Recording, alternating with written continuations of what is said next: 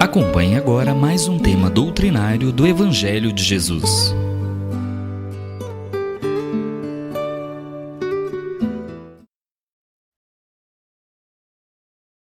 Boa noite a todos, que Jesus nos abençoe hoje sempre, é sempre uma alegria poder estarmos aqui para estudarmos um pouco, comentarmos um pouco sobre o Evangelho de Jesus. E nessa noite nós vamos comentar sobre o capítulo 21 do Evangelho, que está no item 4 e 5, que trata da missão dos profetas e prodígio dos falsos profetas. Essa passagem da missão dos profetas no Evangelho, ela é bem pequena, mas ela é de grande relevância, pois o seu ensinamento, o ensinamento que Jesus traz nessa passagem, ilumina todos nós. Vamos aqui relembrar rapidamente a história de Caifás. Caifás foi um grande perseguidor de Jesus. Lembrando que essa história que nós vamos falar agora, ela é narrada no Evangelho de João, no Evangelho de Lucas, no Evangelho de Marcos e também no Evangelho de Mateus. Mas vamos nos ater aqui no Evangelho de Lucas. Então, voltando aqui a Caifás, ele era um sacerdote muito poderoso, um sacerdote mau, manipulador. Ele possuía um coração carregado de egoísmo, de inveja, de orgulho. E diante desses sentimentos que ele trazia dentro de si, ele ficou cego. Mas o cego de colocar um véu e não enxergar a sua volta, não conseguir distinguir. Não distinguir o quê? O bem que Jesus estava fazendo, o bem que Jesus espalhava. Justamente por ele estar intoxicado por esses sentimentos, de revolta, de inveja. E aí, fazendo aqui um link bem rápido, Caifás, no Evangelho de João, ele disse que a morte de Jesus seria um bem para todos, que Jesus deveria ser morto, E aí, Caifás passou a perseguir constantemente Jesus. Em uma dessas perseguições que ele fazia a Jesus, em um dado momento, Caifás conseguiu capturar Jesus.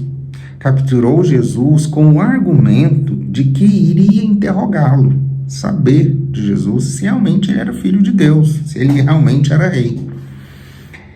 Mas, na verdade, Caifás fez o quê? Ele torturou Jesus.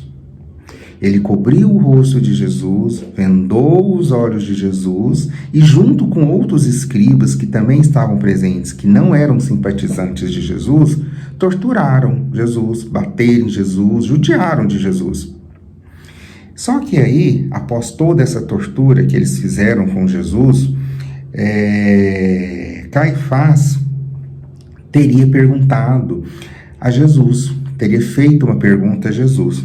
Perguntou a Jesus se ele sabia dizer quem foi que tinha batido nele. E Jesus não respondeu. Jesus se manteve em silêncio. Jesus calou-se diante daquela pergunta. Por quê? Na cabeça de Caifás, se Jesus era rei, se Jesus era filho de Deus, ele saberia dizer quem foi que torturou ele, quem foi que bateu nele. Porque para Caifás, naquela época, na cabeça de Caifás, e naquela época também, os profetas, eles tinham poder de adivinhação. E como Jesus não respondeu a pergunta de Caifás, o que Caifás fez? Caifás condenou Jesus por blasfêmia. E condenando Jesus, ele levou Jesus a Pôncio Pilatos, para que Jesus fosse crucificado. E chegando até Pôncio Pilatos, Pôncio Pilatos, analisando a situação, não encontrou motivos ali para tal ato, não encontrou motivos para a crucificação de Jesus, e lavou as suas mãos. Bom, nós conhecemos o resto dessa história, O que aconteceu? Pôncio Pilatos lavou as suas mãos, deixou que Jesus fosse crucificado, Jesus, o coração mais puro, que passou aqui pela terra, foi condenado. Por quê? Pôncio Pilatos, para não ser julgado, pela sociedade da época, o que ele fez? deixou de seguir a sua consciência, né? A consciência de Pôncio Pilatos não via motivos para crucificar Jesus, mas para ele não se indispor com a sociedade da época, lavou as suas mãos, deixou que Jesus fosse crucificado. E assim, né, deixando aí a história de Caifás e voltando aqui ao nosso tema, que é a missão dos profetas, a gente pode perceber um ensinamento que Jesus quis nos trazer no momento em que Caifás tampou seus olhos, né, vendou seus olhos e pediu para que Jesus, né, respondesse ou adivinhasse quem é que estava batendo nele, pois só assim Caifás acreditaria que Jesus era mesmo filho de Deus. Porque naquele tempo, para ser profeta, né, ou missionário, a pessoa deveria ser adivinho, fazer revelações de coisas que eram misteriosas, que eram mistérios considerados naquela época. E o ato, né, de Jesus se manter em silêncio foi outro comportamento, né? Mostrou uma outra atitude. Jesus quis dizer, foi o contrário. Jesus quis dizer, não, para ser profeta não tem que ser adivinho. Tem o quê? Que ser evoluído moralmente. Tem que ser uma pessoa com ética. Era isso que Jesus queria, né? Que o verdadeiro profeta, o verdadeiro missionário, ele tem dentro de si valores morais e não preocupações em adivinhar futuro, em fazer revelações. Isso não é condizente com a atitude do verdadeiro profeta, né? Com a atitude de um missionário, com a atitude da missão de um profeta. Para ser um profeta, tem que ter, acima de tudo, uma pessoa de bem. Seguir a conduta do Cristo, seguir os valores e os ensinamentos de Jesus, né? Tem que buscar elevar o seu conhecimento, o seu crescimento e os seus valores morais. Buscar conhecimentos dignificantes e construtivos e, principalmente, acima de tudo, despertar o desejo de ser uma pessoa melhor. Isso sim que é o comportamento e atitude da missão, né? Da missão de um profeta. Ou seja, a jornada de um profeta, ela vai além de adivinhações, ou de premonições, ou de prever futuro. Jesus chama, nesse momento, para o quê? Para uma reflexão. Uma reflexão sobre o quê? A busca pelo crescimento espiritual, a busca pelo crescimento moral. Pois o verdadeiro homem de bem, o verdadeiro profeta, ele é reconhecido pelas suas obras e por suas ações. E as suas obras, as suas ações são inspiradas no quê? São inspiradas nas atitudes, nos exemplos de Jesus. Essa sim é a verdadeira jornada, o comportamento, né, de um homem de bem, de um verdadeiro profeta, da missão, né, que ele tem que ter. Essa sim é a verdadeira atitude a ser ensinada por Jesus. E aí, a gente partindo agora para o item 5, quando a gente fala dos falsos profetas, a gente vai ler uma passagem aqui agora do Evangelho, para a gente poder ler essa passagem e comentar, né? Falar sobre ela, sobre os falsos profetas. E lá no Evangelho está dizendo o seguinte: levantar-se-ão falsos cristos e falsos profetas, que farão grandes prodígios e coisas de espantar, a ponto de seduzirem os próprios escolhidos. Estas palavras dão o verdadeiro sentido do termo prodígio. Na acepção teológica, os prodígios e os milagres são fenômenos excepcionais, fora da lei. Sendo assim, sendo essas exclusivamente obras de Deus, pode ele, sem dúvida, derrogá-las se lhe apraz, o simples bom senso, porém diz que não é possível que haja ele dado a seres inferiores e perversos um poder igual ao seu, nem ainda menos o direito de desfazer o que ele tenha feito. Semelhante princípio não pode Jesus ter consagrado, se, portanto, de acordo com o sentido que se atribuiu a essa palavra. O espírito do mal tem o poder de fazer prodígios tais que os próprios escolhidos se deixem enganar. O resultado seria que, podendo fazer o que Deus faz, os prodígios, os milagres, não são um privilégio exclusivo dos enviados de Deus, e nada provam, pois que nada distingue os milagres dos santos dos milagres do demônio. Necessário, então, se torna procurar um sentido mais racional para aquelas palavras. Para o vulgo ignorante, todo fenômeno cuja causa é desconhecida passa por sobrenatural, maravilhoso e miraculoso. Uma vez encontrada a causa, reconhece-se que o fenômeno, por muito extraordinário que pareça, mas não é de aplicação de uma lei da natureza, assim os círculos dos fatos sobrenaturais se restringe à medida que o da ciência se alarga. Em todos os tempos, homens houve e exploraram em proveito de suas ambições, de seus interesses e do seu anseio de dominação. Certos conhecimentos que possuíam a fim de alcançarem o prestígio de um pseudo-poder sobre-humano ou de uma pretendida missão divina. São esses os falsos cristos e falsos profetas. A difusão das luzes que lhe aniquila o crédito, de onde resulta o que número deles diminui à proporção que os homens se esclarecem. O fato de operar que certas pessoas consideram prodígios não constitui, pois, sinal de uma missão divina, visto que pode resultar de conhecimento cuja aquisição está no alcance de qualquer um, ou de faculdades orgânicas especiais, que o mais indigno não se acha inibido de possuir, tanto quanto o mais digno.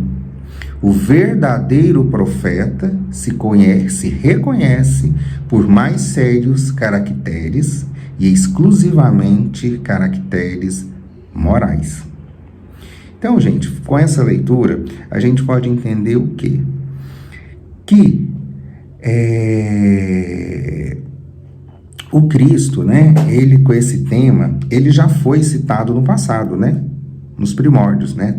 Cristo já tratou sobre isso, sobre os falsos profetas, né? E hoje está bem atual, né? Apesar de todo esse tema dos falsos profetas, ele está bem atual nos dias de hoje. E o que Cristo queria dizer com os falsos profetas? Para Cristo, os falsos profetas são aqueles que usam a sua faculdade, que usam o dom que lhe é dado, né? Para quê? Para explorar o outro. Ele utiliza dessa faculdade, né, que ele recebe de graça, para explorar o próximo. O profeta de verdade, ele não tem esse hábito, ele não explora, né, o próximo através desse dom que ele recebeu. Porque o verdadeiro profeta, o que ele faz, o que ele pratica? Ele pratica os valores morais que ele aprendeu, os valores morais que ele cultivou em si. O verdadeiro profeta possui ética, né? Ele possui esses valores entranhados em si. Só que nós precisamos ter cuidado, principalmente se a gente conhece alguém ou já ouviu falar de alguém que usa desse dom, que usa desses artifícios para enganar alguém e, consequentemente, enriquecer também, né? Porque muitas dessas pessoas que recebem esse dom acabam se perdendo pela sua vaidade pessoal, acabam se perdendo pela vaidade material, e aí desvirtuam o verdadeiro sentido daquele dom que ele recebeu, né? Às vezes essa pessoa não faz nem por maldade, mas é porque ela não resiste à tentação, né, dos bens materiais. Então ela acaba se entregando àquilo. E veja só, quando nós estamos no plano reencarnatório, nós temos uma oportunidade, né? Nós temos a oportunidade de escolher os nossos desafios, as nossas dificuldades, as nossas mazelas. Nós escolhemos aquilo que queremos passar aqui na Terra, né? Nós temos essa oportunidade de escolher, né? Quando estamos lá no mundo material, não? E principalmente de quando a gente está lá no mundo material, a gente tem consciência do que a gente precisa melhorar urgente quando a gente chegar aqui no plano material. Então a gente faz toda essa programação lá no plano espiritual, no plano reencarnatório, sabemos das nossas deficiências, sabemos do que precisamos ajustar, né? Quando estivermos encarnados, né? Precisamos, né? Procuramos adequar as nossas metas, né? Para evoluirmos e melhorarmos, mas acaba que quando a gente chega aqui, a gente se perde, né? A gente não resiste, né? Como dizia, às tentações do mundo material. Os nossos amigos médios, né? Eles são vistos, principalmente, como pessoas privilegiadas, pessoas com dotadas, né, de privilégios, de certas vantagens. A gente pensa, imagina assim.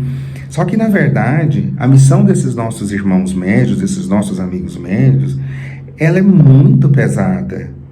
Ela não é, na verdade, um privilégio. Ela é um desafio, né?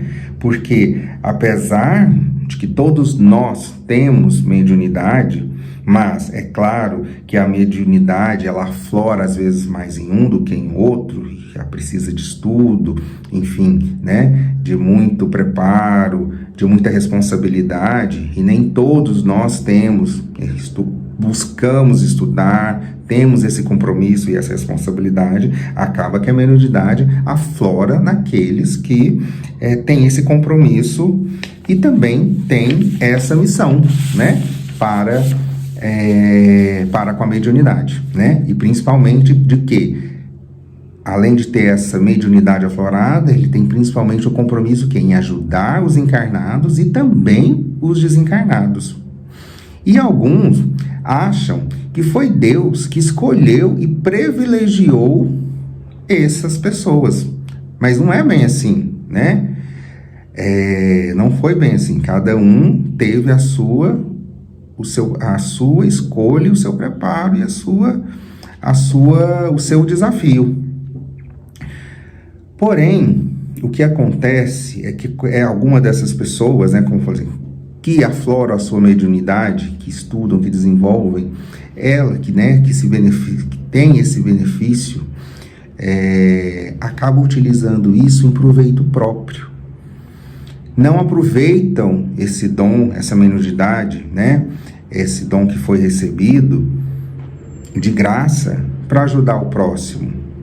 Passa a ajudar a si mesmo, a tirar vantagens para si em cima dessa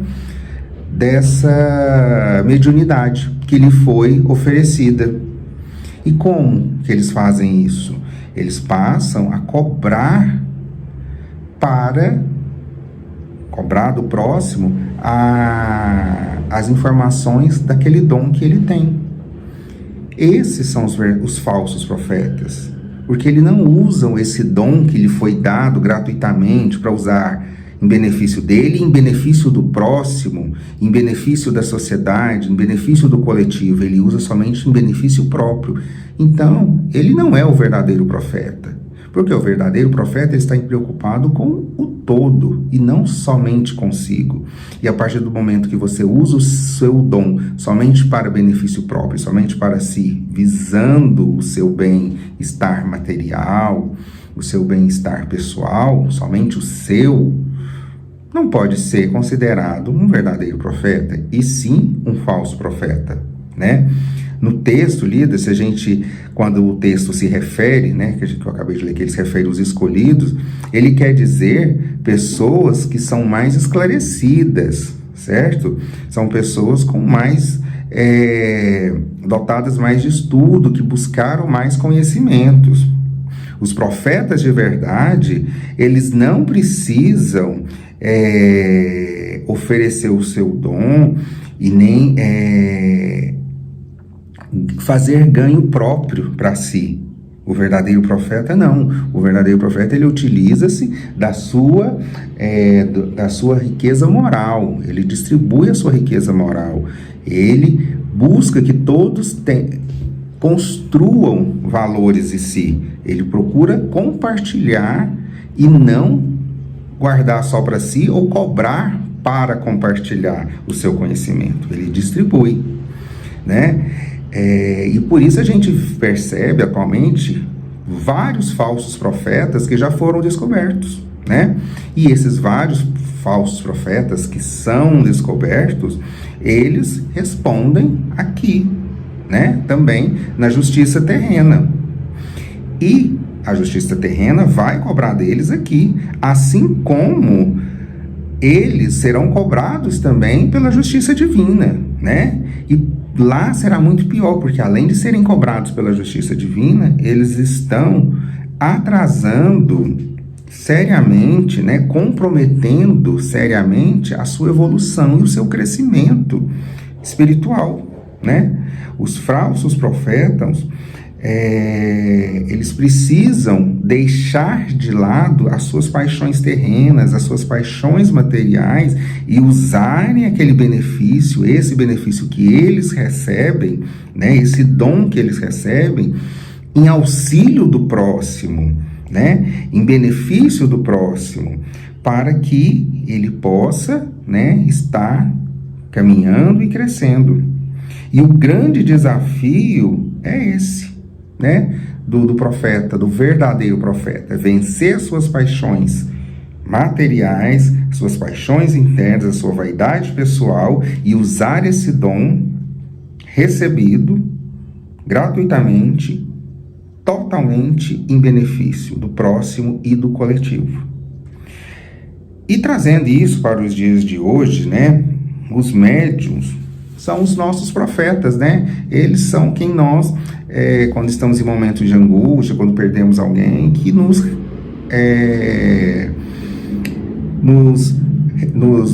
que nós buscamos, né? Para como auxílio para as nossas dores, para as nossas angústias, para as nossas inquietações. Ou seja, o médium, que é aquele, né, que recebeu de Deus a sua, né, recebeu um dom, uma faculdade aguçada, uma mediunidade aflorada, ele deve pôr esse dom a serviço de todos, em benefício de todos. Por quê? Para não só ajudar no seu crescimento, como para ajudar o próximo, né? O verdadeiro profeta, ele não pode usar somente isso, né, esse dom, essa faculdade, em seu benefício próprio. Mas, infelizmente, não é o que nós vemos por aí. A gente vê muitos que se dizem profetas, né, utilizando, explorando a fé alheia, né, para se enriquecer, para conquistar prestígio, conquistar fama, enfim, deixando de lado tudo aquilo que é importante: o amor, a caridade, solidariedade, enfim, deixando todos esses valores de lado. E por isso que é importante que não só os médiuns, mas como nós todos no geral, né, nós todos como sociedade, como pessoas individuais também, passamos ao quê? A nos instruirmos.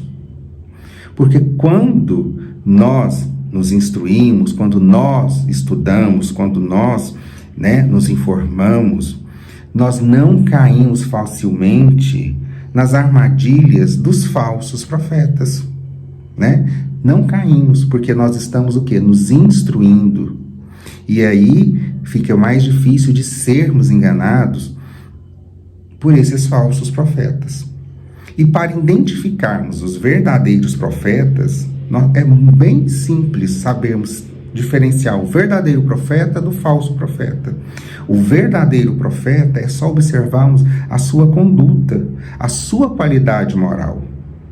O verdadeiro profeta, ele não valoriza riqueza material, e sim riqueza espiritual. Pois é essa que é importante, é essa que vai com a gente, que nós vamos estar sempre conosco intimamente.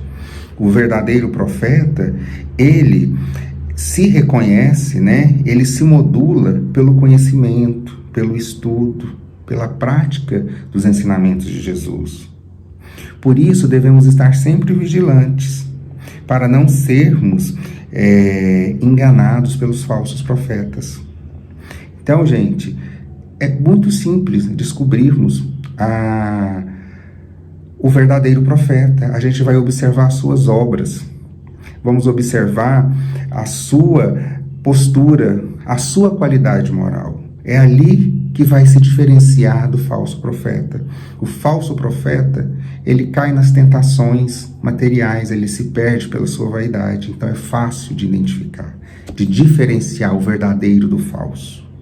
Com isso, meus irmãos, eu encerro com vocês o estudo da noite, o estudo desse capítulo. Agradeço a oportunidade de estar aqui com vocês, mais uma vez, falando sobre o Evangelho de Jesus, e que possamos todos nós encerrarmos a noite em boas companhias espirituais. Agradeço a atenção mais uma vez e a oportunidade. Boa noite a todos.